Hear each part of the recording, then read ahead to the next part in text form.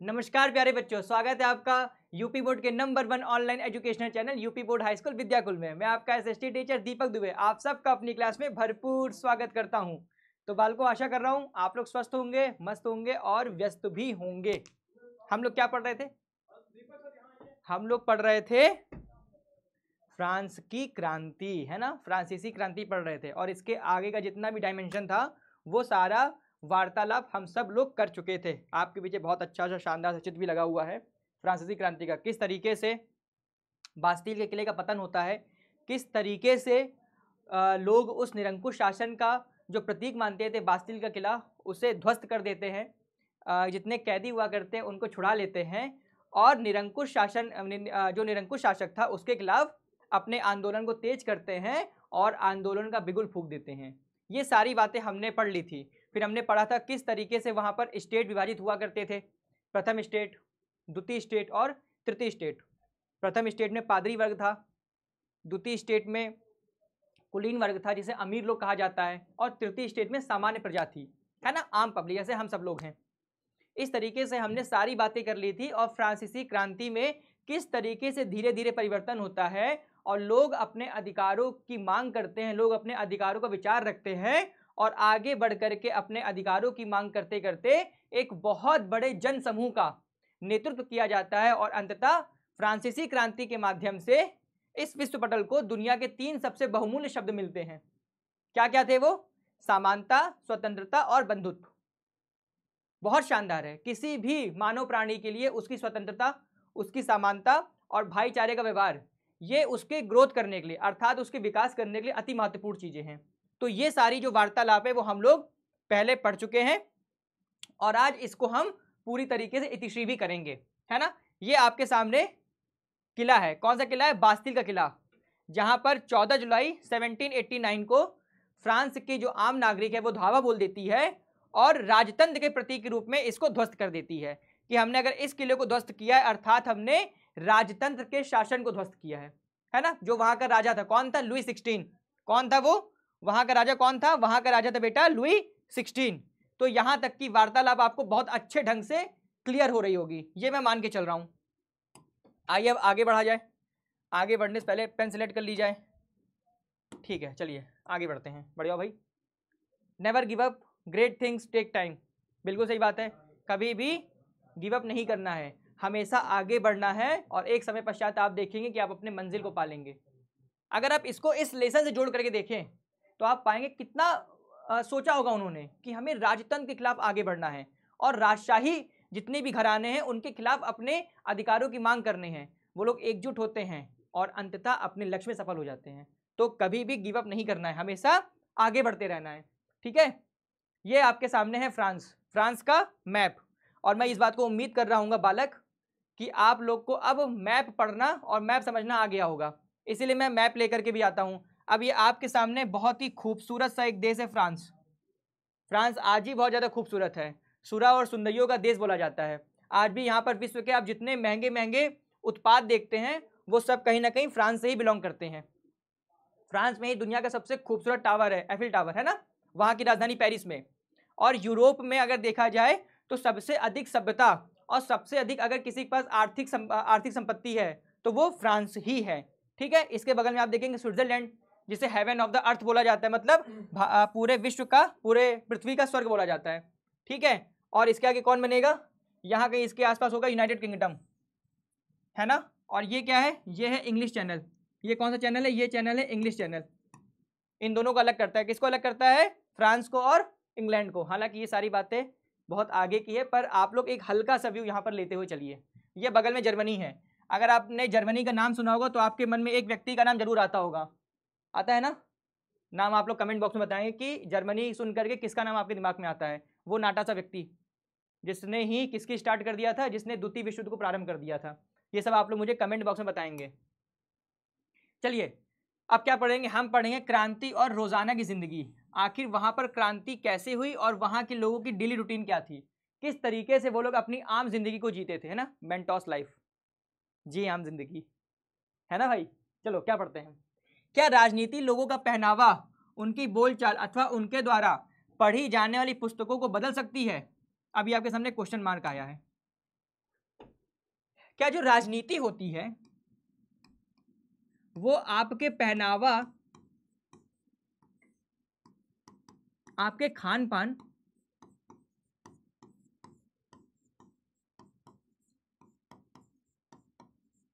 या आपके रहन सहन को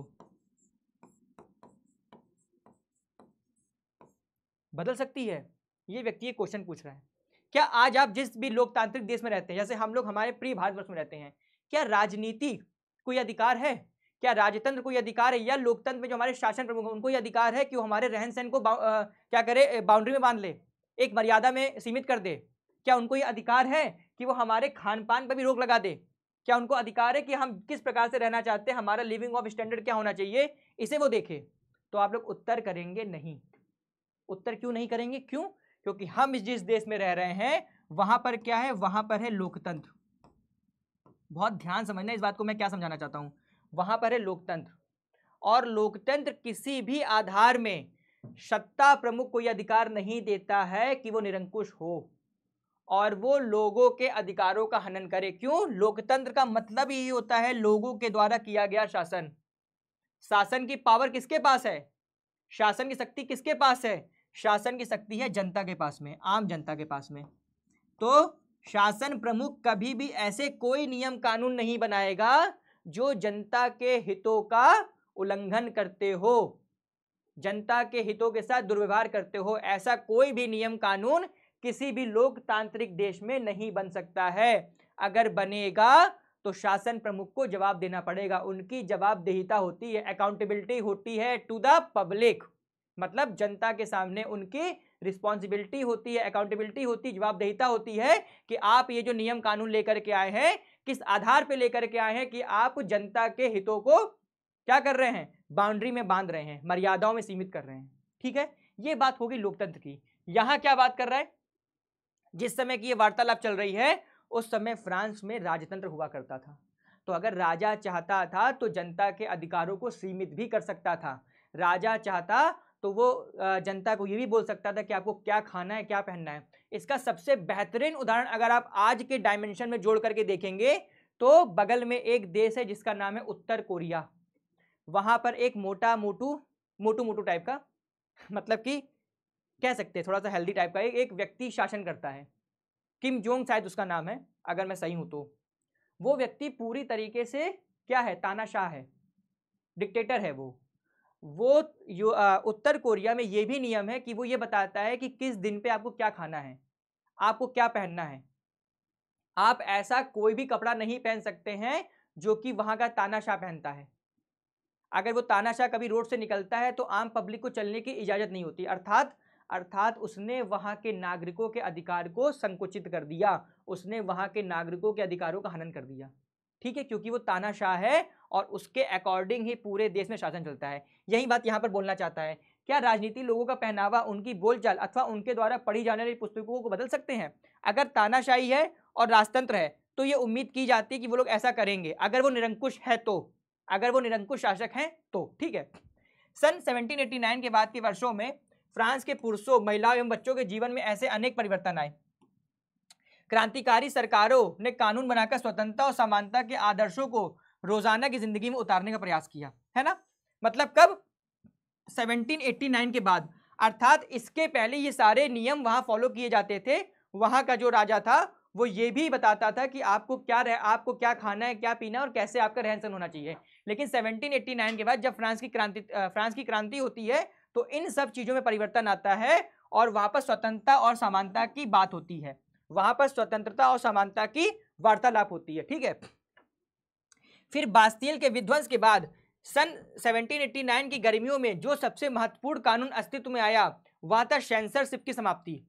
प्राचीन राजतंत्र के अंतर्गत तमाम लिखित सामग्री और सांस्कृतिक गतिविधियों, किताबों, अखबार, नाटक को राजा के सेंसर अधिकारियों द्वारा पास किए जाने के बाद ही प्रकाशित या मंचित किया जाता था। अर्थात जैसे होता है समाचार पत्र, जैसे होता है पत्र पत्रिकाएं,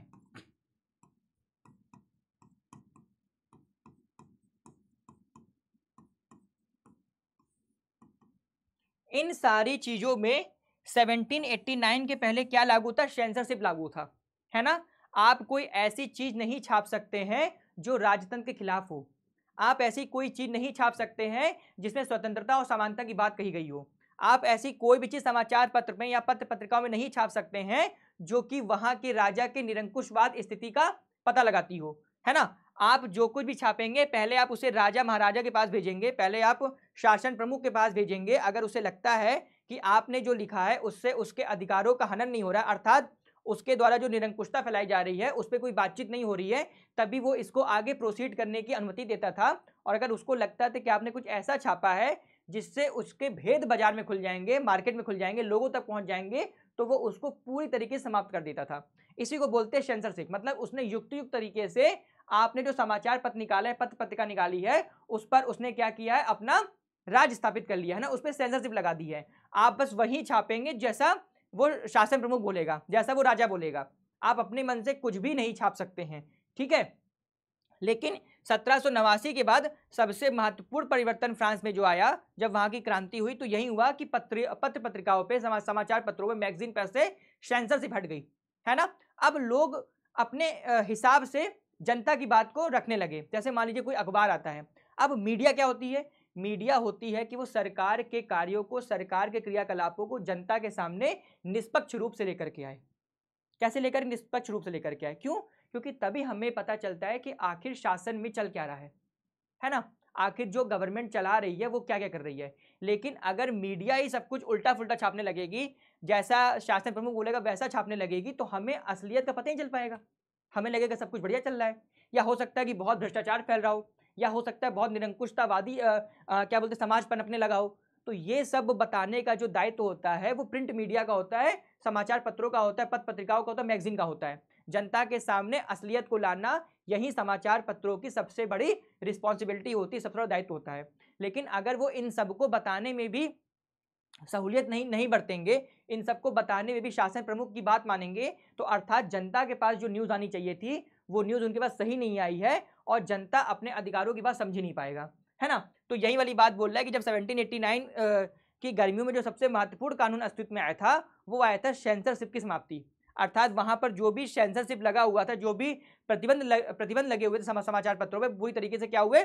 समाप्त हो गए। पूरी तरीके से क्या हुए? वो समाप्त हो गए, ठीक है। देखिए ये वहां का पहनावा है, किसका? फ्रांस के समाज का। अब देखो, अब अधिकारों के घोषणा पत्र ने भाषण और अभिव्यक्ति की स्वतंत्रता को नैसर्गिक अधिकार घोषित कर दिया, है ना। ऐसा अधिकार जो आपको जन्म जन्मांतर से मिला होगा। कौन सा अधिकार? भाषण और अभिव्यक्ति, है ना। अगर आप कुछ बोलना चाहते हैं, अपनी बात को अभिव्यक्त करना चाहते हैं, तो ये आपका नैसर्गिक अधिकार है, इसको कोई छीन नहीं सकता। जैसे जीवन जीने का अधिकार आपका नैसर्गिक अधिकार है। प्रकृति ने आपको बनाया है, ईश्वर ने आपको बनाया है, इस धरती पे भेजा है, अर्थात वो आपका जीवन है, और आपको आपका जीवन जीना है, ये आपका नैसर्गिक अधिकार है, कोई आपसे छीन नहीं सकता, है ना। इसीलिए भारत सरकार ने क्या लगाया है? भारत सरकार ने भी इसको फंडामेंटल राइट में लगाया है, जीवन जीने का अधिकार दिया है। आप जैसे चाहे अपना जीवन जी सकते हैं, है ना। आपको वो सारी स्वतंत्रता दी जाएगी जो एक स्वस्थ नागरिक को दी जानी चाहिए, है ना। एक स्वस्थ समाज में एक स्वस्थ नागरिक को जितनी भी स्वतंत्रता और समानता दी जानी चाहिए, उतनी सब आपको मिली हुई है। हमारे भारत देश में जीवन जीने का अधिकार है ना, मौलिक अधिकार है, हमारा फंडामेंटल राइट है। हम जैसे चाहे अपना जीवन जी सकते हैं, राइट टू लिव, है ना।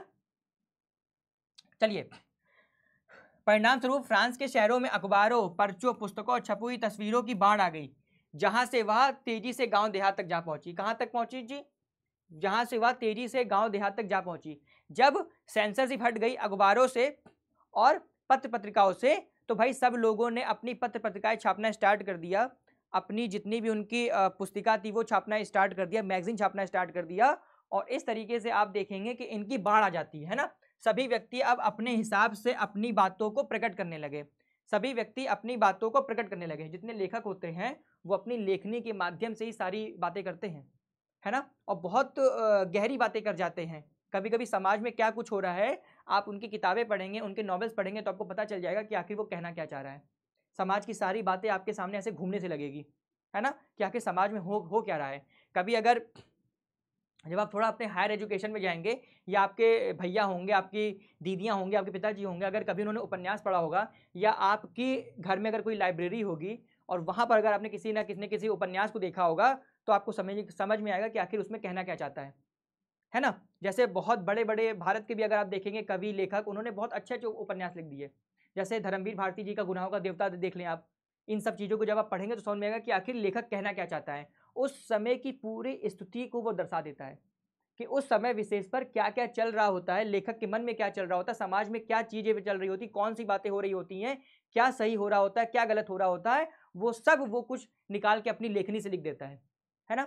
तो ये जितने भी लोग इन सब चीज़ों में जुड़े हुए हैं, प्रिंट मीडिया में जुड़े हुए हैं, पत्रिकाओं में जुड़े हुए हैं, जो प्रकाशित करते हैं, जो प्रकाशन कार्य में जुड़े हुए हैं, वो सारी उन बातों को अपने पत्र पत्रिकाओं के माध्यम से बताते हैं कि समाज में आखिर चल क्या रहा है, समाज में नागरिकों को क्या अधिकार चाहिए था, समाज में नागरिकों के साथ क्या अच्छा हो रहा है, क्या बुरा हो रहा है, सरकार की नीतियां क्या है, सरकार क्या करना चाहती है, सारी की सारी बातें यहाँ पर वो लिखी होती है। और ऐसा ही उस समय हुआ जब 1789 की क्रांति हो जाती है, तो फ्रांस में जो लोग इस चीज़ों में जुड़े हुए थे, उन्होंने बेहतरीन तरीके से अपनी पत्र पत्रिकाओं को स्टार्ट कर दिया। और यहाँ पर ये भाई साहब बोल भी रहे हैं कि इस तरीके से वहाँ पर इन सब की बाढ़ आ जाती है। ठीक है, हर जगह तक, गाँव गाँव, दूर दूर इलाकों में भी इनकी जितने भी मैगजीन वगैरह थी, समाचार पत्र थे, वो पहुंचने लगते हैं। उनमें फ्रांस में घट रही घटनाओं और परिवर्तनों का ब्यौरा और उन पर टिप्पणी होती थी। देखो जैसा मैंने आपने बताया ना कि समाज में क्या चल रहा है, वो सब कुछ उसमें लिखा होता है ना। जब आप कभी आप समाचार पत्र उठाइए तो आप अपने घर में बैठे हैं, लेकिन आपको देश दुनिया में क्या हो रहा है, आपके शहर में क्या बातें हो रही हैं, वो सारी बातें आपको बहुत आराम से पता चल जाती है। ठीक है, यहां तक की बात आपको क्लियर हो रही होगी। ठीक है, आगे देखो। प्रेस की स्वतंत्रता का मतलब यह था कि किसी भी घटना पर परस्पर विरोधी विचार भी व्यक्त किए जा सकते हैं। प्रिंट माध्यम का उपयोग करके एक पक्ष ने दूसरे पक्ष को अपने दृष्टिकोण से सहमत कराने की कोशिश की। नाटक, संगीत और उत्सवी जुलूसों में असंख्य लोग जाने लगे। बिल्कुल, जहां पर पहले इन सब चीजों पे बैन लगा हुआ था, प्रतिबंध लगे हुए थे फ्रांस में, किसमें, नाटकों पे वहां प्रतिबंध लगा हुआ था, संगीत में प्रतिबंध लगा हुआ था, किसी भी उत्सवी जुलूस में प्रतिबंध लगा हुआ था, वो सारी चीजें अब खत्म हो गई। और वहां की जनता अब अपने मन मुताबिक वहां पर जितने भी नाटक वगैरह का शो हुआ करते थे, जितने भी संगीत प्रोग्राम हुआ करते थे, वहां पर आने जाने लगी। और 1789 के पहले यहाँ पर प्रतिबंध लगे थे, जो अब पूरी तरीके से समाप्त हो गए। ठीक है, आगे देखिए। स्वतंत्रता और न्याय के बारे में राजनीतिज्ञों व दार्शनिकों के पांडित्यपूर्ण लेखन को समझने और उससे जुड़ने का यह लोकप्रिय तरीका था, क्योंकि किताबों को पढ़ना तो मुट्ठी भर शिक्षितों के लिए ही संभव था। बहुत अच्छी बात बोल रहा है, क्या बोल रहा है, स्वतंत्रता और न्याय के बारे में राजनीतिज्ञों व दार्शनिकों के पांडित्यपूर्ण लेखन को समझने और उससे जुड़ने का यह एक लोकप्रिय तरीका था। भाई अगर मान लो कोई नाटक हो रहा है, कोई संगीत का प्रोग्राम हो रहा है, या फिर कोई उत्सवी मेला लग रहा है, तो जब यहाँ पर लोग जाते हैं तो एक दूसरे से उनका इंटरेक्शन होता है, मेल मिलाप होता है, वो बातों को जानने समझने के बारे में बातचीत करते हैं ना, एक दूसरे की बातों को समझने की कोशिश करते हैं। जैसे जब आपने देखा होगा कि फ्रांस में कौन कौन थे, फ्रांस में एक बहुत बड़ा दार्शनिक हुआ था जिसका नाम था रूसो, है ना, और जॉन लॉक, ये सब लोग थे। अब अगर मान लो रूसो की एक पुस्तक थी सोशल कॉन्ट्रैक्ट, है ना, अब रूसो की पुस्तक को किसी ना किसी जो व्यक्ति पढ़ा लिखा होगा उसने पढ़ा होगा। अब वो व्यक्ति मान लो कहीं पर गया है, तो वो रूसो के विचारों को अभिव्यक्त करता था, रूसो के विचारों को बताता था कि भाई सोशल कॉन्ट्रैक्ट में रूसो ने ये बात बोली है और ऐसे ऐसे समाज होना चाहिए, वहाँ पर स्वतंत्रता की बात बोली जा रही है, वहाँ समानता की बात बोली जा रही है, इक्वालिटी होनी चाहिए हम लोगों के बीच में, हम लोग को फ्रीडम होना चाहिए, ये सारी बातें वहाँ जाके बोलता था। और वहाँ पर जब वो बोलता था तो उसके बाद जितने लोग बैठे थे, चाहे वो शिक्षित हो चाहे वो अशिक्षित हो, वो उसकी बातों को सुनते थे।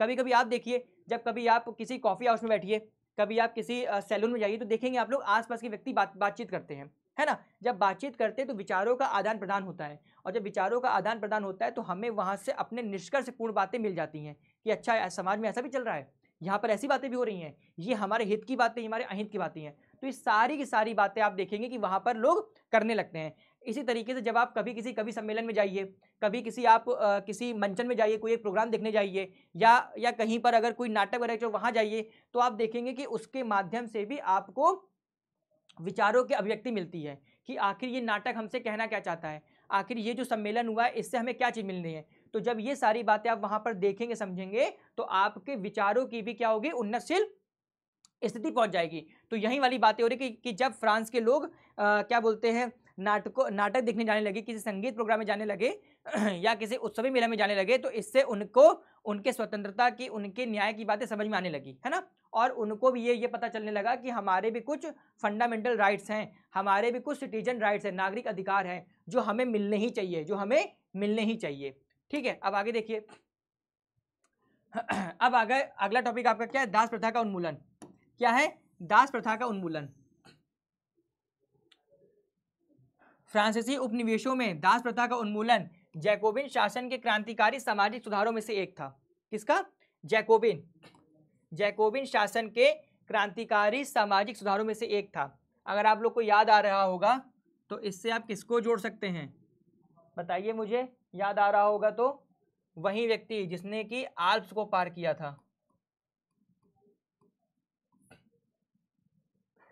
जो 1804 में अपनी संहिता लेकर के आया था। कोई बता सकता है मुझे? मैं बता देता हूं वो कौन था भाई। वो था नेपोलियन।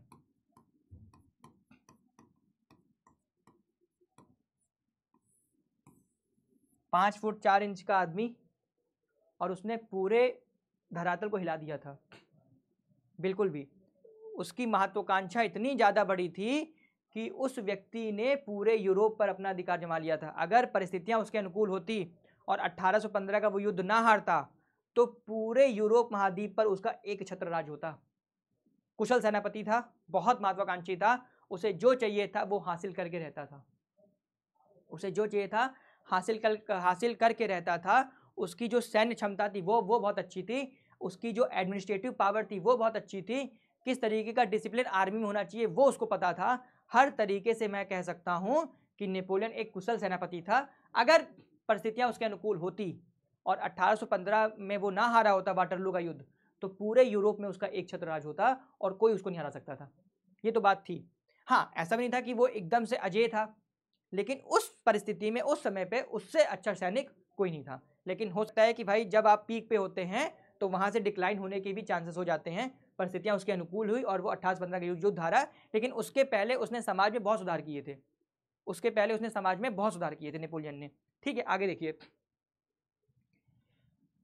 कैरिबियाई उपनिवेश मार्टिनी, गैंडलोप और सैन डिमोगो तंबाकू, नीली चीनी एवं कॉफी जैसी वस्तुओं के महत्वपूर्ण आपूर्तिकर्ता देश थे। ठीक है, 28वीं सदी में फ्रांस में दास प्रथा की ज्यादा निंदा हुई और नेशनल असेंबली में लंबी बहस हुई कि व्यक्ति के मूलभूत अधिकार उपनिवेशों में रहने वाली प्रजा सहित समस्त फ्रांसीसी प्रजा को प्रदान किया जाए या नहीं।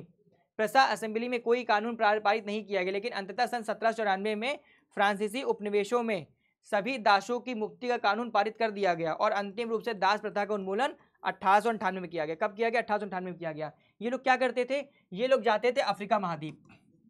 जितने भी उपनिवेशक थे ना, जितनी भी बड़ी बड़ी कंपनियां थी, उसके जो मालिक थे वो अपने लोगों को भेजते थे अफ्रीका में। अच्छा, अफ्रीका में क्यों भेजते थे? क्योंकि अफ्रीका में उनको दास मिल जाते थे, है ना, स्लेव मिल जाते थे वहाँ, क्योंकि पढ़े लिखे थे नहीं, उनको ये भी नहीं पता था कि हमारा अधिकार क्या है। शिक्षित बहुत पीछे थे। आज भी अफ्रीका को डार्क कॉन्टिनेंट कहा जाता है, काला महाद्वीप कहा जाता है। क्यों? क्योंकि आज भी वहाँ बहुत अशिक्षा है, बहुत गरीबी है, वो लोग आज भी समाज से बहुत पीछे हैं। तो जिस समय की बात हो रही है, लगभग 1800 के आसपास की बातचीत चल रही है, तो उस समय तो आप देखेंगे कि वहाँ की स्थिति बहुत दयनीय थी, बहुत खराब स्थिति थी। वहाँ से लोगों को पकड़ा जाता था और जानवरों की तरीके से उनके साथ व्यवहार होता था। जानवरों के तरीके से उनके साथ व्यवहार होता था। उनके पैरों में बेड़ियां बांधी जाती थी और 24-24 घंटे उनसे काम कराया जाता था। और खाना के नाम पे सिर्फ पेट, मतलब मान लीजिए खाना पूर्ति होती थी, उन्हें भरपेट भोजन भी दिया जाता था और उनसे पूरा काम कराया जाता था। मतलब मैं यहाँ पर अगर बोलूँ कि उन लोगों से जानवरों के तरीके से व्यवहार किया जाता था तो ये अतिशयोक्ति नहीं होगी। वहाँ से लोगों को लेकर के आते थे। लेकिन जब धीमे धीमे क्या बोलते हैं, फ्रांस की स्थिति बदली, फ्रांस के लोगों को पता चला कि भैया मनुष्यों के भी अपने अधिकार हैं, प्रत्येक मनुष्य का अपना अधिकार है, उसको भी जीवन जीने का पूरा अधिकार है, उसको भी स्वतंत्रता होनी चाहिए, समानता होनी चाहिए। तब उन्होंने बोला कि भाई ये जो आप सारा काम कर रहे हैं, दासों को लेकर के आ रहे हैं, उनके साथ इतना बुरा व्यवहार कर रहे हैं, जानवरों की तरीके से उनके साथ व्यवहार कर रहे हैं, तो ये उचित नहीं है। तो ये क्या है? तो ये उचित नहीं है। तब वहां पर नेशनल असेंबली में बहस होती है। फ्रांस की जो नेशनल असेंबली थी वहां पर बकायदा इस बात पे बहस होती है कि ये जो सारा काम कर रहे हैं ये बहुत ही बेकार काम है। कम से कम उनके मूलभूत अधिकारों का तो हनन ना किया जाए। भले चाहे वो किसी दूसरे कॉन्टिनेंट से हैं, भले चाहे वो डार्क पीपुल हैं, लेकिन है तो इंसान। अगर वो इंसान है तो उनके अधिकारों को भी संरक्षित किया जाना चाहिए। आपको काम करवाना है, आप काम करवाइए, लेकिन जानवरों जैसा सुलूक मत करिए। कैसा सुलूक नहीं करना है? जानवर जैसा सुलूक बिल्कुल नहीं करना है। ठीक है, अब देखो यही वाली बात होगी। जब इन्होंने काम किया तो 1794 में फ्रांसीसी उपनिवेशों में सभी दासों की मुक्ति का कानून पारित कर लिया। फ्रांस फिर इसमें आगे आया और उसने 1794 में सभी दासों को, जितने उसके दास थे, उनकी मुक्ति के लिए एक कानून पारित कराया। और संपूर्ण यूरोप महाद्वीप से कब हुआ? अंतिम जो दास प्रथा का जो उन्मूलन था वो 1898 में कर दिया गया। कब कर दिया गया? 1898 में कर दिया गया। आपने देखा होगा कि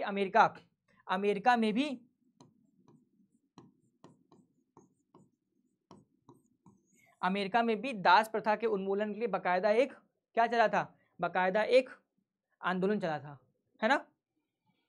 अगर आप देखेंगे तो अमेरिका के तो एक बकायदा राष्ट्रपति हुए थे।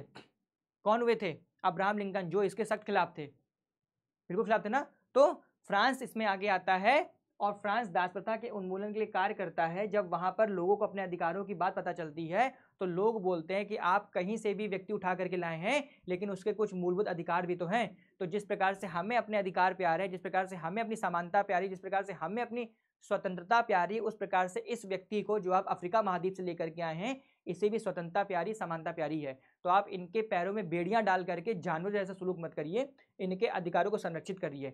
अंततः वो क्या करता है? अपने असेंबली में 1794 में दास प्रथा उन्मूलन का एक अधिनियम पारित करता है और फ्रांस से तो उसे समाप्त कर देता है। लेकिन संपूर्ण रूप से सन 1898 में दास प्रथा का उन्मूलन होता है। कब होता है? 1898 में दास प्रथा का उन्मूलन होता है। ठीक है, अब आगे देखिए, ये वो व्यक्ति है, कौन है? नेपोलियन। ये कौन व्यक्ति है? ये व्यक्ति नेपोलियन, जिसने 1804 में नेपोलियन संहिता लिखी थी।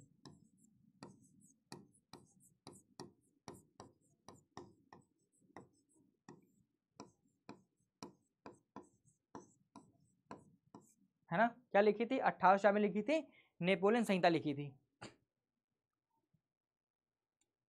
है ना? 1804 में नेपोलियन बोनापार्ट ने खुद को फ्रांस का सम्राट घोषित कर दिया। उसने पड़ोस के यूरोपीय देशों की विजय यात्रा शुरू की, पुराने राजवंशों को हटाकर उससे नए साम्राज्य बनाए और उनकी बागडोर अपने खानदान के लोगों के हाथ में दे दी, है ना? क्या किया था इसने? 1804 में नेपोलियन बोनापार्ट ने खुद को फ्रांस का सम्राट घोषित कर दिया।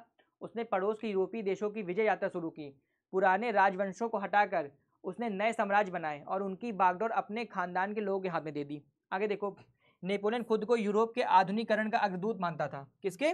आधुनिकीकरण के अग्रदूत मानता था। बिल्कुल भी इसकी सोच बहुत ही ज्यादा कैसी थी? बहुत ज्यादा साइंटिफिक सोच थी।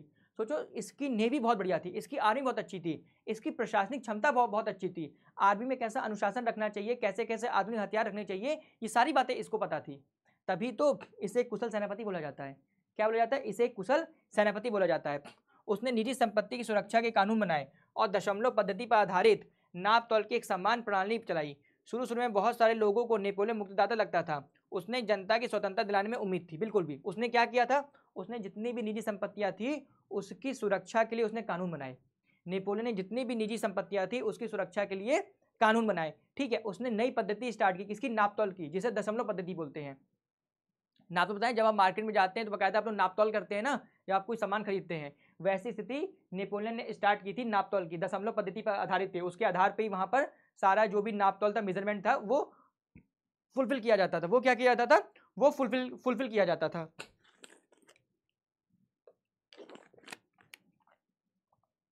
फिर देखो, 1815 में वाटरलू में उसकी हार हुई। यूरोप के बाकी हिस्सों में मुक्ति और आधुनिक कानूनों को फैलाने वाले उसके क्रांतिकारी उपायों का असर उसकी मृत्यु के काफी समय बाद सामने आया। मैंने बोला ना कि इसने क्या बोलते, फ्रांस के लिए या फ्रांस को उठाने में महत्वपूर्ण भूमिका निभाई थी, लेकिन परिस्थितियां इसके विपरीत हुई। लगभग जितने भी रूढ़िवादी लोग थे वो इसके खिलाफ हुए, खासतौर पर ऑस्ट्रिया, ठीक है, वो इसके खिलाफ हुआ और अंततः 1815 में बैटल ऑफ वाटरलू में ये हार जाता है। और जब ये हारता है तो इसके द्वारा जीता गया सारा का सारा जो राज्य था, जो इसका जो साम्राज्य था, उसको विभाजित कर दिया जाता है। 1815 में वियना कॉन्फ्रेंस होती है और युक्त पूर्ण तरीके से इसके जितना भी इसने जीता हुआ था अपना क्षेत्र, उन सबको पूरी तरीके से विभाजित कर दिया जाता है। किसका? नेपोलियन का। ठीक है, अब देखो, स्वतंत्रता और जनवादी अधिकारों के विचार फ्रांसीसी क्रांति के सबसे महत्वपूर्ण विरासत थे, है ना? Stand for freedom, stand for justice, France के लिए ही है। क्या लिखा हुआ? स्वतंत्रता और जनवादी अधिकारों के विचार फ्रांसीसी क्रांति की सबसे महत्वपूर्ण विरासत थे। ये विचार 19वीं सदी में फ्रांस से निकलकर बाकी यूरोप में फैले और इसके कारण वहाँ के सामंती व्यवस्था का नाश हुआ।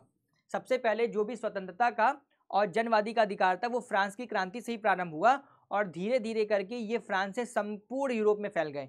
जब संपूर्ण यूरोप में फैले तो वहाँ पर रहने वाले लोगों को भी, जो कि राजतंत्र के अधीन रहा करते थे, उनको अपने अधिकारों का ज्ञान हुआ। जब उनको अपने अधिकारों का ज्ञान हुआ तो उन्होंने भी अपने यहाँ पर आंदोलन प्रारंभ कर दिए। उन्होंने भी अपने अपने यहाँ पर आंदोलन प्रारंभ कर दिए और ये मांग की कि हमें अब निरंकुश राजतंत्र के साथ शासन नहीं करना है, हमें भी एक जनवादी शासन व्यवस्था चाहिए जिसमें जनता के हितों की बात होगी। हमें एक जनवादी शासन व्यवस्था चाहिए जिसमें जनता के हितों की बात होगी। किसकी बात होगी? जनता के हितों की बात होगी। औपनिवेशिक समाजों ने संप्रभु राष्ट्र राज्य की स्थापना के अपने आंदोलन में दासता से मुक्ति के विचार को नई परिभाषा दी है। ठीक है। फिर टीपू सुल्तान और राजा राम मोहन राय क्रांतिकारी फ्रांस में उपजे विचारों से प्रेरणा लेने वाले दो ठोस उदाहरण थे।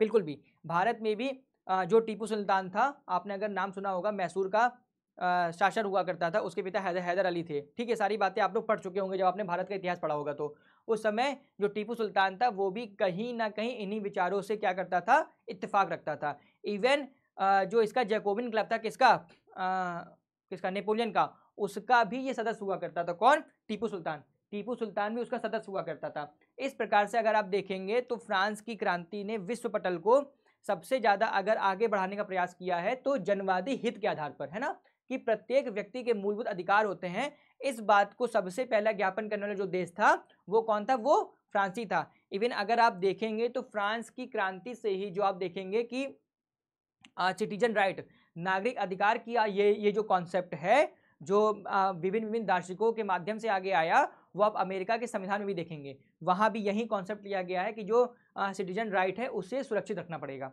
है ना। आप देखेंगे भारत में भी जनता के अधिकारों के लिए फंडामेंटल राइट दिए गए, मूलभूत अधिकार दिए गए, है ना। क्यों दिए गए? क्योंकि इससे क्या होता है, इससे हमारी स्वतंत्रता की, हमारी समानता की, हमारे भातृत्व की रक्षा हो पाती है ना। अगर ये सारे नियम कानून नहीं हो पाएंगे तो कोई भी शासन व्यवस्था हो वो आपके अधिकारों का उल्लंघन करना चाहेगी। जब वो शासन व्यवस्था में बैठती है तो उसे लगता है कि वही सब कुछ है। तो जब आपके पास अधिकार होंगे तो आप अपने अधिकार को प्रोटेक्ट कर सकेंगे, है ना, क्योंकि बाकायदा नियम कानून लिखे होते हैं, संविधान लिखा होता है कि यहाँ से यहाँ तक आपको अधिकार दिए जा रहे हैं। अगर इसके इतर कोई आपके अधिकारों का उल्लंघन करता है तो आप कोर्ट जा सकते हैं, फिर कोर्ट जाके क्या करेंगे, वो आपको आपके अधिकार दिलाएंगे, है ना। लेकिन अब जब आप यहाँ पर फ्रांस से इसको लिंक करने की कोशिश करेंगे तो स्वतंत्रता और जनवादी अधिकार ये फ्रांस की क्रांति ने संपूर्ण विश्व पटल को दिया। इसी के माध्यम से ये अधिकार लगभग आप देखेंगे उस टाइम पे सारे यूरोप में फैल जाता है, सारे यूरोप में फैल जाता है और वहां के लोग भी अपने अधिकारों की मांग करते हैं, वहां के लोग भी अपने अधिकारों की मांग करते हैं। अगर आपने एक नाम सुना होगा, ऑस्ट्रिया,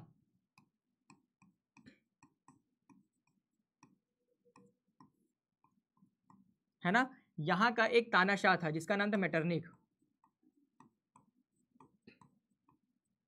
ये एक बात बोलता है, ये बात बोलता है कि अगर फ्रांस को छींक आती है तो उसका असर पूरे यूरोप में देखने को मिलता है ना। इसको ये बात पता थी कि अगर फ्रांस में कोई भी आंदोलन होगा, कोई भी ऐसा क्रियाकलाप होगा कि जो जनवादी आधार पर होगा तो उसकी जो क्या बोलते हैं चिंगारी है वो पूरे यूरोप में फैलेगी, यहाँ तक कि ऑस्ट्रिया में फैलेगी। अच्छा, और ये कौन व्यक्ति था? मेटरनिख। ये रूढ़िवादी विचारधारा का व्यक्ति था। ये नहीं चाहता था कि जनता को किसी भी प्रकार की स्वतंत्रता दी जाए, जनता को किसी प्रकार के अधिकार दिए जाए। इसीलिए ये क्या करना चाहता था? पुराने राजवंशों की स्थापना करना चाहता था।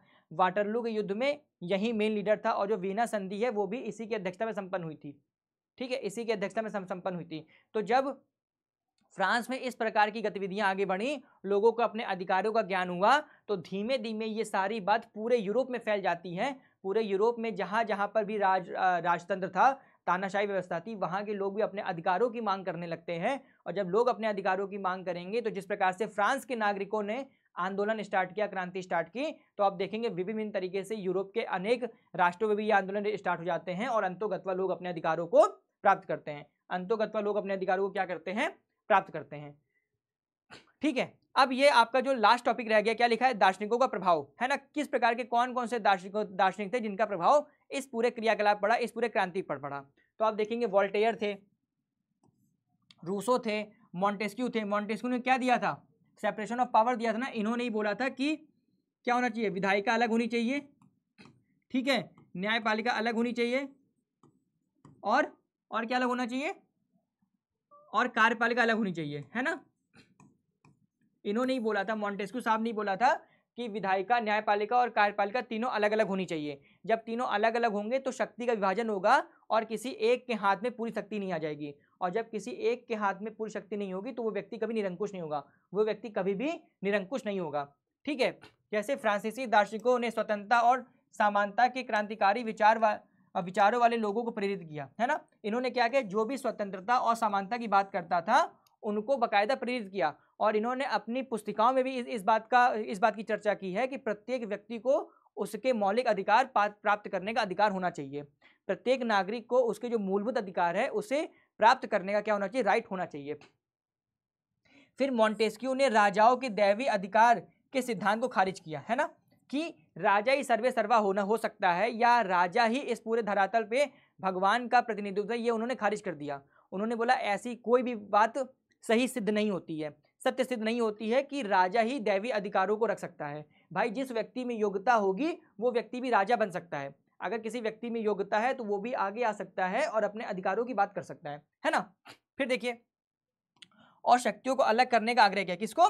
शक्तियों को अलग करने का आग्रह किया। किन्होंने? मॉन्टेस्क्यू साहब ने। इन्होंने ही बोला है कि शक्ति को केंद्रीकृत करने की जगह उसको विकेंद्रीकृत करना चाहिए, अर्थात सेंट्रलाइज करने की जगह उसको डिसेंट्रलाइज करना चाहिए। जब पावर एक से अधिक व्यक्तियों के हाथ में होगी तभी एक वेलफेयर काम हो सकता है ना।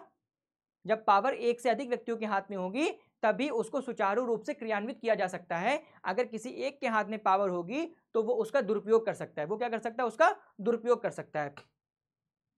रूसो ने अपनी पुस्तक सोशल कॉन्ट्रैक्ट में घोषणा की कि संप्रभु सत्ता लोकप्रिय इच्छा शक्तियों में, है ना।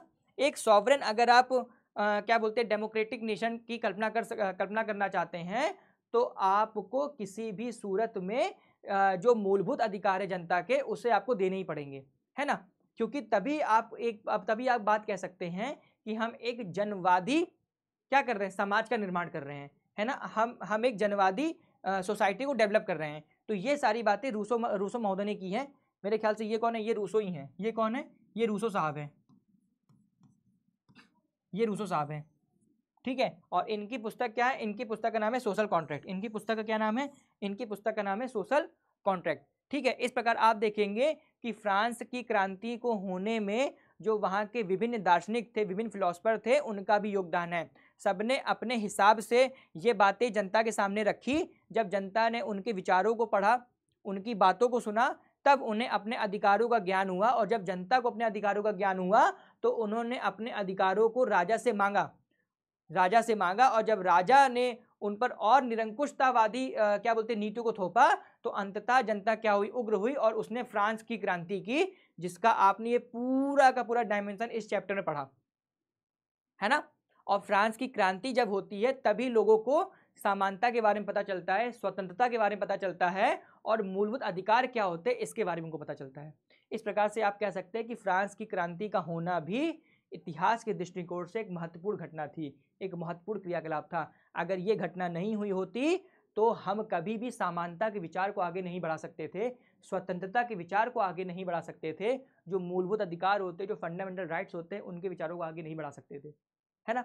तो फ्रांस की क्रांति का भी होना इतिहास के दृष्टिकोण से अति महत्वपूर्ण एक घटनाक्रम है, जिसके माध्यम से न सिर्फ यूरोप बल्कि आप देखेंगे पूरे के पूरे समाज में एक नई चेतना का उत्थान होता है, एक नई विचारधारा का उदय होता है। लोगों के अंदर राष्ट्रवाद की भावना आती है, लोगों के अंदर नेशन फर्स्ट इसकी भावना आती है। जब आपके अंदर राष्ट्रवाद की भावना आएंगी तब आप एक सुदृढ़ राष्ट्र की कल्पना कर पाएंगे। अपने राष्ट्र को आगे ले जाने के प्रति आप सचेत भी रहेंगे, जागृत रहेंगे और समर्पित भी रहेंगे।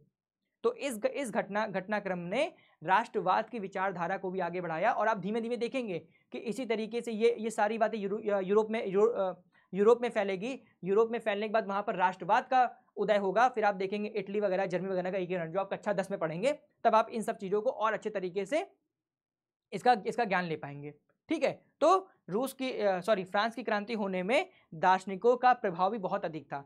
इनके विचारों को जब लोगों ने समझा, सुना, तब जाकर के उन्हें अपने अधिकारों की बात पता चली। और जब अपने अधिकारों की बात पता चली तो उन्होंने उसको क्या किया? राजा से मांगा और उसके खिलाफ फिर आंदोलन भी हुआ, ठीक है। तो बेटा इस तरीके से ये आपका जो चैप्टर नंबर 1 है वो आज पूरी तरीके से कंप्लीट होता है। मैंने एक एक टॉपिक को अच्छे तरीके से आपको पूरा एक्सप्लेन भी किया है। कोई भी टॉपिक आपका पुस्तक के हिसाब से नहीं छूटा है, सारे के सारे टॉपिक मैंने इस चैप्टर के माध्यम से कवर किया है। उम्मीद कर रहा हूँ आप लोग को समझ में आया होगा और अच्छा भी लगा होगा। ठीक है बेटा, तो इसी तरीके से अब हम मिलते हैं अगली क्लास में, तब तक के लिए बाल को जय हिंद।